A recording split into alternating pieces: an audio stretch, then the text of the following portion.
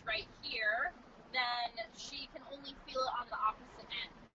So we need our guide dogs to be aware of the tension that they're adding because they're guiding someone. And we need to be able to easily control and teach them different movements that they need for guide dog work. And it also comes in handy for self-control because in self-control exercises, the dog adds the tension. I don't. Our puppy raisers plant their hand on the side of their thigh and wait for the dog to relax again, and then they reward the dog. But if the dog starts acclimating and feeling that pressure, with collar cueing, they learn that once they relieve that pressure, they get rewarded. So it's really important with self-control. Say if she sees a distraction and she lunges towards it or pulls towards it, then she feels the tension and immediately backs off of it. So a good example right here is we've been practicing putting her up against the wall, slowly adding a little bit of tension, and she just backs up a little bit. Fine. So it just makes our dogs really aware of their loose leash walking, and what's on the other end of it. We want them to be very connected and very comfortable.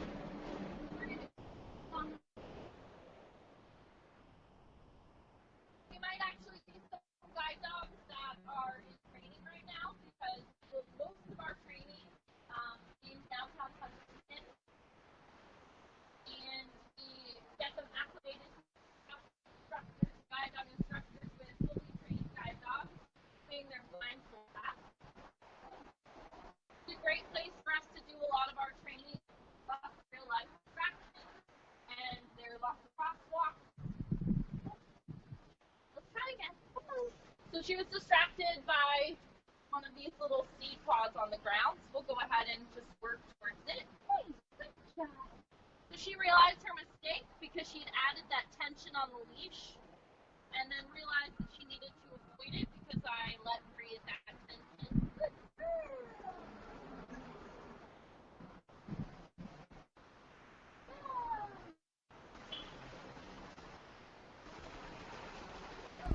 If you're just tuning in, we are with the Guide Dog Foundation for the Blind in Long Island, New York.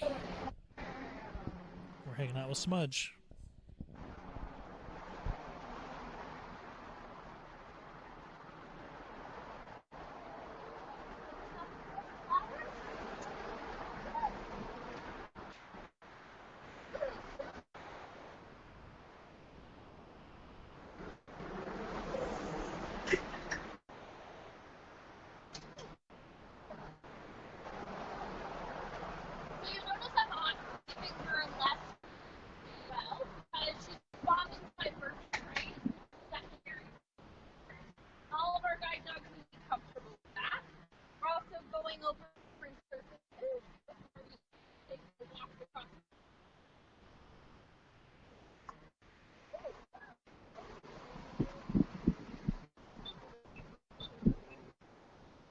So today is the perfect day for her to be out because she loves blowing objects, and there's a little bit of wind, so we've been practicing. There were seed pods blowing in the wind, grass,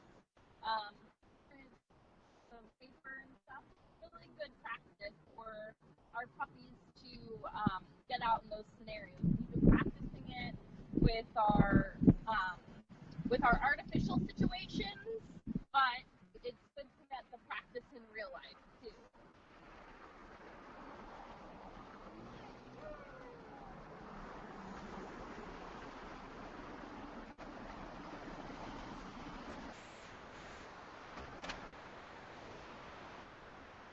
See, this is a little bit different than when we were sitting. There's not as much traffic, not as much going on, so she's better acclimated. You don't have to give as much enforcement. Good job. All right, we're going to go ahead and cross.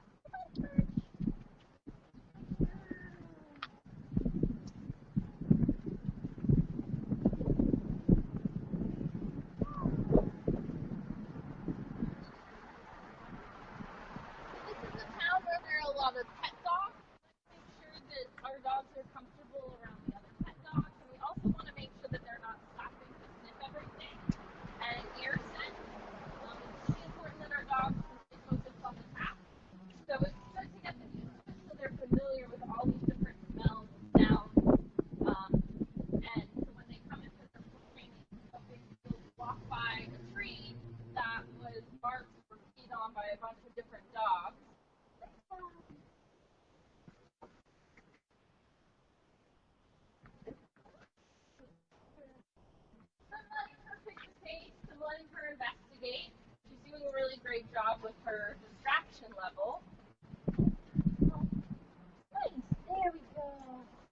See, she pulled towards something on the ground. So I always try and give our puppies the chance to try again. And walk by it confidently without slipping.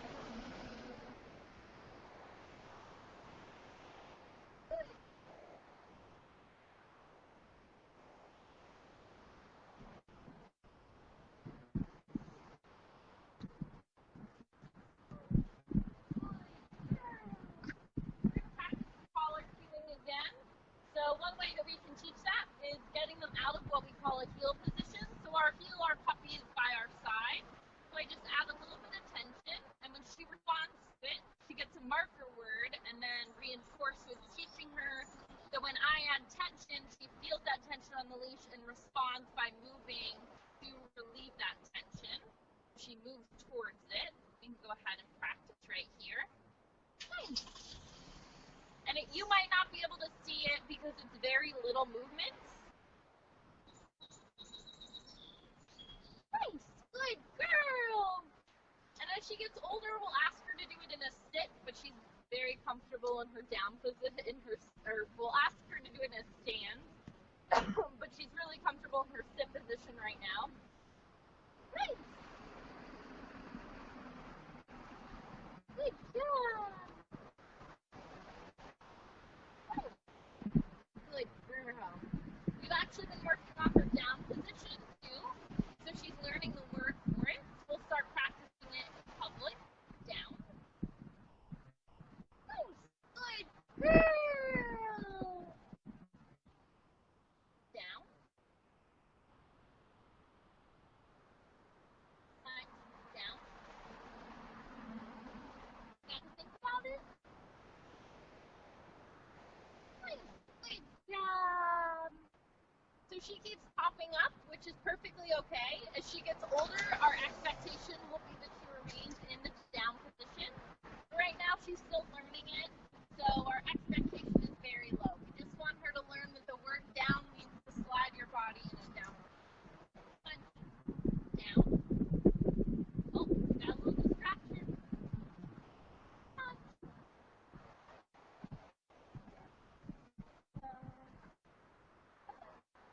You got it.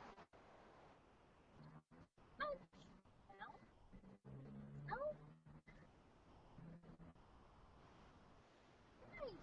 Good job. There we go. Alright, let's keep walking. Come on. You can see how much work goes into it with our puppy race. They really have to practice every scenario.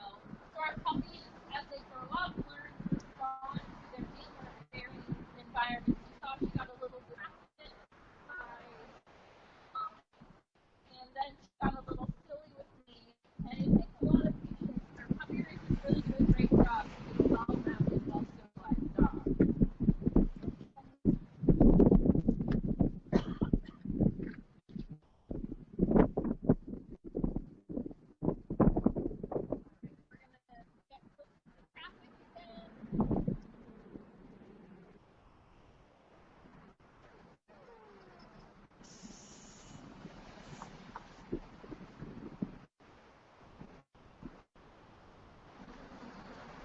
That our puppies are comfortable near traffic close by because they have to get right up next to the edge of the curb when they're a guide dog. So we like them to have a little bit near the traffic so they can hear it coming towards them and away from them.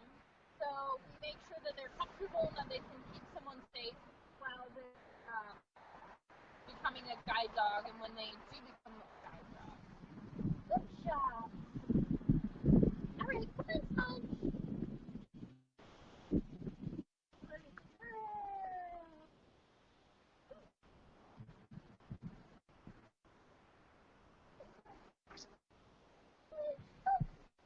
Good job. All right, Laszlo, do you have any questions for us? I don't see any coming in today. So we can, if you don't have anything else, we can wrap up soon. Yeah, let's see if we have. Oh, Smudge, come on. Come on, we can always walk a little bit further. We do have some guide dogs.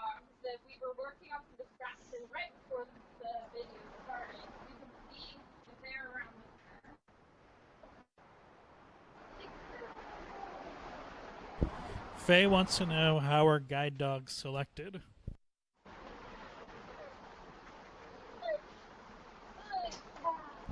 Uh, I have a question from Faye. Hello, can you hear me? What was the question? Faye asks, how are guide dogs selected? How do our dogs get selected? Yeah, how are guide dogs selected is the question. Oh, okay. So we have our own breeding colony, and it's more effective and it's safer for us to have our own breeding colony than select dogs from different breeders. We can get the exact temperaments we want, and we can make sure that our puppies are happy and comfortable, and we can, track their health and everything. So all of our dogs that are bred in our program either go to our guide dog program or our service dog program. All right, and Kaylee wants to know, how long does it take for them to learn this stuff? So our puppy raisers have the puppy from the time they're about 8 weeks to the time they're about a year and a half old. And then they come in with our guide dog or service dog instructors and train with them for about 3 months. And then from there, it takes 2 weeks of training with the student when they're our clients, when they're in class. And all of that is done at no charge to our clients since we are a nonprofit. And then we also offer follow-up, training and care throughout the time that the dog is working as a guide dog or a service dog. All right, and Chris asks, why do your dogs train on the left side? How does that affect if the handler is left-handed? We actually can adjust the dog to the right side if that's a need that our client has, but it's much easier for us to train most of our dogs to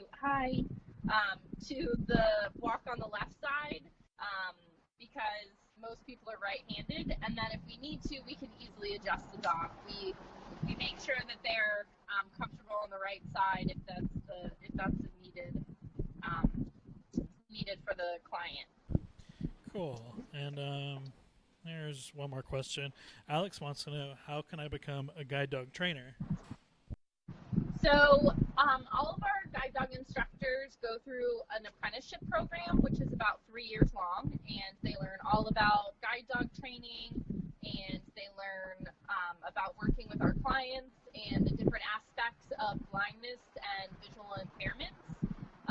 It's a lot of working with people, and it's a lot of problem solving. So you can apply to different apprenticeships. There are guide dog schools all around the world, and they are usually fairly selective. So if you're interested in it, I would definitely recommend doing your research and seeing what requirements they make. Sometimes they ask you to go to school or university or an animal-related field. Some ask you to already have dog training experience. Really, the best place to start is volunteering as a puppy raiser and volunteering with people, so you can learn how to teach people and how to teach dogs.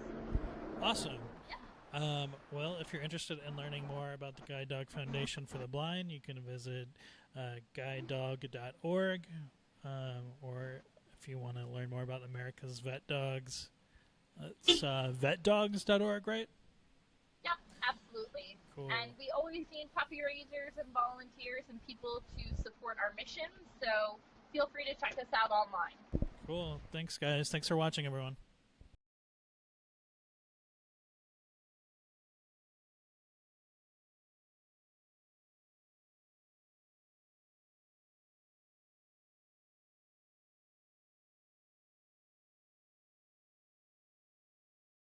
Raisers and volunteers and people to support our mission, so feel free to check us out online. Cool. Thanks, guys. Thanks for watching, everyone.